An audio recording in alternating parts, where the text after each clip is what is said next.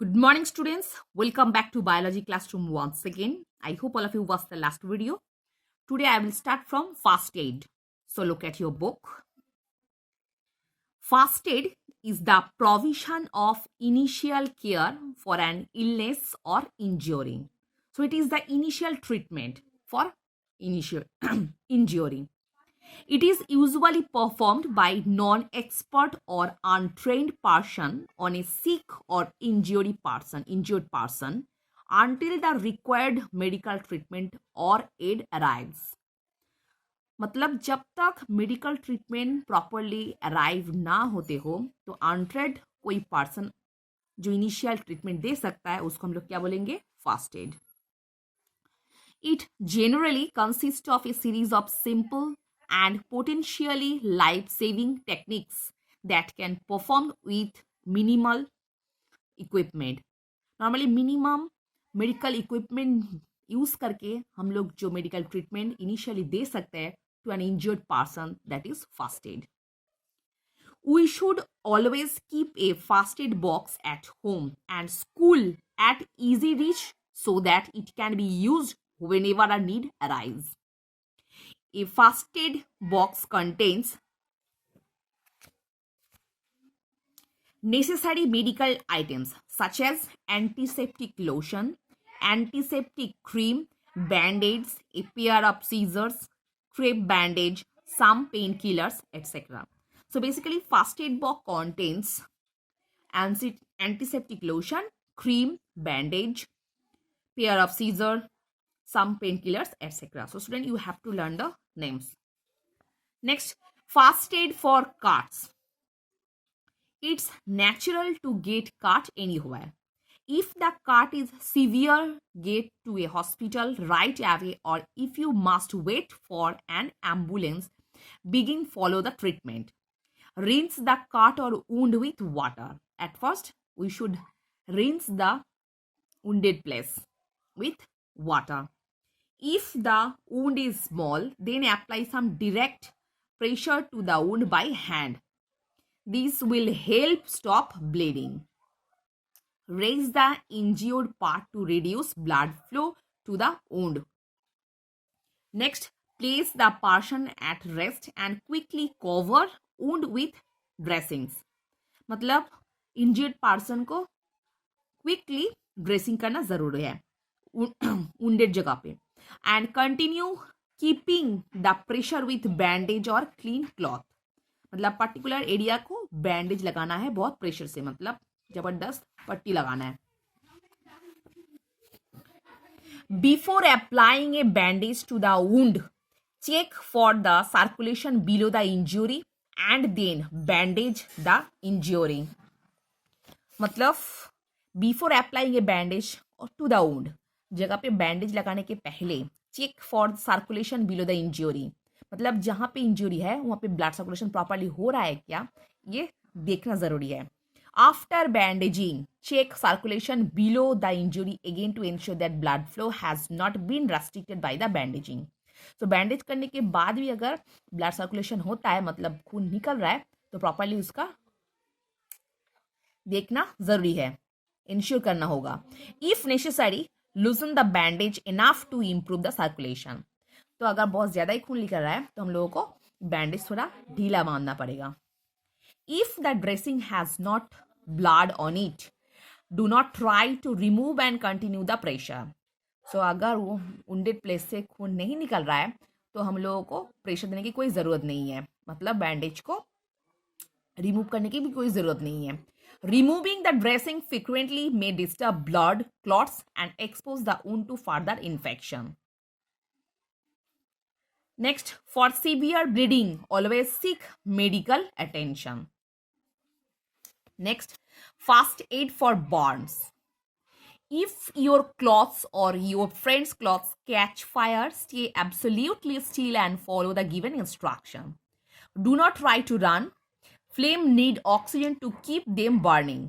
तो अगर हम लोग का कपड़े में अगर आग लग भी जाता है गलती से, तो हम इधर उधर नहीं भागेंगे, क्योंकि इधर उधर भागने पे जो प्रॉपर एयर मिल रहा है उस पर आग बहुत ज़्यादा ही बढ़ जाएगा. Rolling on the ground will stop them from getting any oxygen and help them out. मतलब कोई कपड़े से ऐसे या नॉर्मली ग्राउंड के ऊपर रोल करने की ज़रूरत है, जैसे हमारा प्रॉपर ऑक्सीजन ना मिल रहा हो. Wrap something like a woollen blanket around a person smother the flames. अगर कपड़े से या मोटा कोई कंबल से अगर हम लोग ढक देंगे तो नॉर्मली उसका ऑक्सीजन सप्लाई कम हो जाने पे आग बुझ सकता है. टेक ऑफ एनी क्लॉथ्स और jewellery around the burned area of the body before it swell. मतलब अगर कोई ज्वेलरी या कपड़ा पहन रखा है तो पहले उसको जल्दी शरीर से बाहर निकालना है, नहीं तो शरीर पे वो गल जाएगा. Use cold running water for 20 minutes to cool the burn out. Do not use ice. ठंडा पानी दे सकते हैं मगर आइस नहीं. Do not break blister. अगर ब्लिस्टर हो जाता है तो उसको तोड़ना मत. Exposed blister can get infectious और सेप्टिक.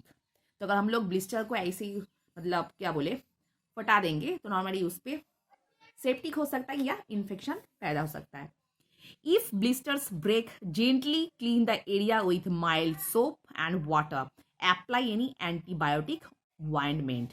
अगर ब्लिस्टर किसी भी कीमत पर ऐसे ही खुद से टूट जाता है तो हम लोग सोप वाटर से उसको उस जगह को अच्छे से धो सकते हैं और उसके ऊपर कोई एंटीबायोटिक ऑइंटमेंट लगाएंगे like Burnol. Keep the person warm with extra clothes on the unhurt parts of the body. जिस जगह को इंजरी हुआ है और अनहर्टेड प्लेस को हम लोग कपड़े से अच्छे से ढक देंगे. See a doctor if the burn is severe. अगर ये बर्न बहुत ज्यादा है तो डॉक्टर दिखाना जरूरी है. Next, first aid for fracture. A fracture is a broken bone. If after an accident fracture is suspected, then do not move the person unless it is necessary. So if broken is occurred and doctor determine the fracture is suspected, then the person do not move here and there to avoid further injury. Take following action immediately while waiting for medical help. Apply pressure to the wound to stop any bleeding with a sterile bandage or clean piece of cloth. अगर जहाँ पे ऐसे injury हुआ है या fracture हुआ है अगर वहाँ से खून निकल रहा है तो नॉर्मली प्रॉपरली स्टेरिलाइज बैंडेज लगा के प्रेशर दे के हम लोगों को वहाँ के खून निकालना बंद करना चाहिए. Don't try to realign the bone or push a bone that's sticking out back in. ऐसे प्रेशर दे के जहाँ का हड्डी टूट गया है वहाँ दोबारा घुसाने की कोशिश मत करना. Immobilizes the area completely. ये दोबारा टूट सकता है. Padding the area can help relieve the pain. अगर उस जगह पे हम लोग बैंडेज या थोड़ा मोटा कपड़ा बांध देंगे शायद वहाँ पर कोई रिलीफ मतलब मिल सकता है. Apply ice pack to limit swelling and help relieve pain. जहाँ पे हड्डी टूट गया है वहाँ पे फूल जाएगा तो इमीडिएट अगर हम लोग आइस पैक लगा देंगे ये फूलना भी कम हो सकता है और वहाँ से पेन भी कम होगा. First aid for the poisoning. Poisoning causes injury और death due to the swallowing, inhaling, touching or injecting various drugs, chemicals, venoms or gases. If the person is drowsy, immediately take medical help. So what are the basic steps? If the person has swallowed poison, try to take out all of it. अगर कोई person already swallow कर चुका है तो उसका पेट से poison निकालना जरूरी है. If any poisonous substance is still in the person's mouth, अगर मुंह में है तो. If the person has touched any harmful poison on the skin, remove it using gloves and rinse the skin for 15 to 20 minutes. अगर हम लोग कोई poisonous चीज को छू लिए तो नॉर्मली उस पॉइजनस चीज को हटाने के लिए ग्लव्स पहन के जहाँ पे लगा है ये पॉइजन 15 से 20 मिनट तक साबुन से अच्छे से धोना पड़ेगा. If poison has gone in the eye, gently flush the eye with cool or lukewarm water. अगर आँख में चला गया है तो नॉर्मली ठंडा पानी से और lukewarm थोड़ा गर्म पानी से आँख को धोना पड़ेगा. If the person has accidentally inhaled poison or gas, take in the person into an open area with fresh air as soon as possible. अगर हम लोग इनहेल कर चुके हैं ऑलरेडी पॉइजनस गैस हो या पॉइजन को नॉर्मली इमीडिएटली हम लोगों को फ्रेश एयर की ज़रूरत है. If the person vomits, turns his or her head to the side to prevent choking. अगर पॉइजन खाने के बाद अगर हम कोई वॉमिट करने की कोशिश करे, उसका हर सीधा रखने की जरूरत है. Always consult doctor for medical assistant, और डॉक्टर के साथ कंसल्ट करना जरूरी है. Next, first aid for object in I. Sometimes foreign particles enter our eyes. These may cause damage to the eye if proper care is not taken. जब आँख में कोई फॉरेन चीज घुस जाता है, ये हम लोग का आँख को डैमेज कर सकता है, इसीलिए प्रॉपरली डॉक्टर के दिखाने के बाद ही केयर करने की जरूरत है. If something fall in the I accidentally, wash the eyes थ्रूली with water. पहले वाटर से धोना चाहिए. Consult a doctor if irritation persist. अगर आंख में कुछ खुजली हो रहा है या रैशेस इचनेस हो रहा है, तो डॉक्टर को कंसल्ट करने की जरूरत है. And put prescribed eye drops. Next, first aid for stings. अगर इंसेक्ट बाइटिंग होता है तो उसके लिए first aid. Bug bytes and stings generally cause uneasiness and extreme pain. However, at times they can lead to the infection that necessitates proper treatment. Try to remove the stinger as soon as possible. पहले जितना जल्दी हो sting को जहाँ पे काटा है वहाँ से निकालने की जरूरत है. Wash the area carefully with soap and water. Wounded areas को अच्छे से साबुन या पानी से धोने की जरूरत है. रब on with an ice pack wrapped in a cloth or cold wet towel for few minutes. और wounded place को आइस पैक लगाने की जरूरत है, या कपड़े से अच्छे से बांध देने की जरूरत है, या टावल लगा के कुछ टाइम तक रखना है. Seek medical care if you notice a large skin rash or swelling around the sting site, or if swelling or pain persists for more than 3 days. तो नॉर्मली अगर हम लोग देखेंगे स्टिंग होल की मतलब जहाँ पे ये इंजुरी हुआ है, अगर वो जगह फूल जा रहा है, ये लगातार फूलना 3 दिनों तक रहेगा, तो नॉर्मली हम लोग को डॉक्टर को कंसल्ट करने की जरूरत है. Get medical help right away if you notice any of the following sign. तो अगर हम लोग ऐसा कोई सिम्टम देखेंगे तो इमीडिएटली हम लोग को डॉक्टर को कंसल्ट करने की जरूरत है. विजिंग और डिफिकल्टी इन ब्रीदिंग. अगर हम लोग को सांस लेने में दिक्कत हो, या हम लोग हाफने लगेंगे, टाइटनेस इन थ्रोट, गले अगर फूल जाता है, और चेस्ट कैविटी अगर लग रहा है कि भारी हो गया, स्वेलिंग ऑफ लिप्स, अगर ठोट फूल जा रहा है, टांग और फेस, उसके साथ अपना जीभ और मुंह भी फूल जा रहा है, डिजीनेस, हम लोगों का ऐसे लग रहा है कि हम लोग नौसिया में, मतलब हम लोग को नींद आ रहा है, एंड नौसिया और वॉमिटिंग, नाक से पानी गिर रहा है या वॉमिटिंग हो रहा है. Next, first aid for animal bytes. Animal bites and scratches that break the skin can sometimes cause infection. Animal bites of dogs, rats, bats, raccoons, and foxes can lead to rabies. So these kind of animals, when we bite us, it may lead to rabies. Rabies, a life-threatening disease. हम लोग का जान भी जा सकता है. Following instruction should be followed. Let the wound bleed. Then wash the wound in running water for 3 to 5 minutes to remove the animal saliva. जहाँ से खून निकल रहा है तो हम लोग को पहले उस जगह को अच्छे से पानी यूज करके 3 to 5 मिनट से धोना है, क्योंकि अगर हो सकता है तो एनिमल सलाइवा निकल जाए. Wash the wound properly with soap and water. उसके बाद जगह को साबुन से अच्छे से धोना है. If the bleeding has stopped, अगर ब्लीडिंग बंद हो जा रहा है, apply antibiotic ointment, antibiotic cream लगाने की जरूरत है. Consult a doctor immediately doctor को कंसल्ट करने की जरूरत है. Next, first aid for snake bites. If you are bitten by a venomous snake, अगर हम लोग कोई वेनोमस स्नेक काट लिए तो immediately call ambulance, especially if the area changes colour, begins to swell और पेनफुल. अगर उस जगह नॉर्मली कलर चेंज हो रहा है, फूल जा रहा है, उसी के साथ अगर हम लोग पेन महसूस करें तो many hospital stock antivenom drugs in case of snake bite. Follow this instruction. Remain calm and move beyond the snake striking distance. मतलब हम लोग को शांत रहना पड़ेगा और जहाँ पे काटा है वहाँ से थोड़ा दूरी बरकरार रखना है. All snakes are not poisonous, क्योंकि सब स्नेक्स पॉइजनस नहीं होता है. Remove jewellery and tight clothing before the area with bite starts to swell. जहाँ पे काटा है अगर वो जगह फूल जाए उसके पहले ही अच्छे से बहुत टाइटली कपड़े से बांध देने की जरूरत है. रैप ए बैंडेज और cloth 2 to 4 inches about the area which has been bitten. जहाँ पे काटा है नॉर्मली 2 to 4 inches कपड़ा से अच्छे से बांध देने की, मतलब बैंडेज लगा के रखना है. गेट ए डॉक्टर्स असिस्टेंट इमीडिएटली. बहुत ही इतना जल्दी हो सके डॉक्टर को कंसल्ट करने की जरूरत है. Next, first aid for unconsciousness. मतलब फेंट हो जाने पे हम लोग क्या फर्स्ट एड अप्लाई करेंगे.